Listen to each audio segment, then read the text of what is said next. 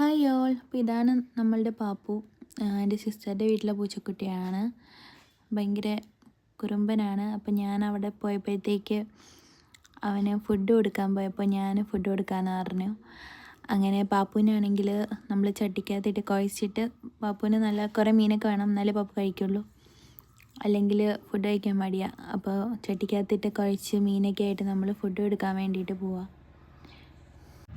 അപ്പോൾ ചോറുമായിട്ട് പോവാണ്, പുറത്ത് വെച്ചിട്ടാണ് കൊടുക്കുന്നത്. പാപ്പുവിന് കുറച്ച് മടിയുണ്ട്, ഫുഡ് കഴിക്കാൻ വിളിച്ചിട്ട് വലിയ സന്തോഷമൊന്നുമില്ല. സാധാരണ ഓടി വരുന്നതാണ്. ഇപ്പോൾ എന്തൊക്കെയോ കഴിച്ചിട്ട് വയറൊക്കെ നിറച്ച് വെച്ചിരിക്കുകയാണ് ആൾ. അത് കാരണം പിന്നെ ഫുഡിനോട് വലിയ താല്പര്യമൊന്നും കാണിക്കുന്നില്ല. അങ്ങനെ നമ്മൾ ഫുഡൊക്കെ വെച്ച് കൊടുത്തിട്ടുണ്ട്. പക്ഷേ ഫുഡ് വെച്ച് കൊടുത്തിട്ടുണ്ടെങ്കിൽ അവനത് കഴിച്ചില്ല. അവന് വലിയ ഇൻട്രസ്റ്റ് ഇല്ലെന്ന് തോന്നുന്നു, മാറി നിൽക്കുമായിരുന്നു.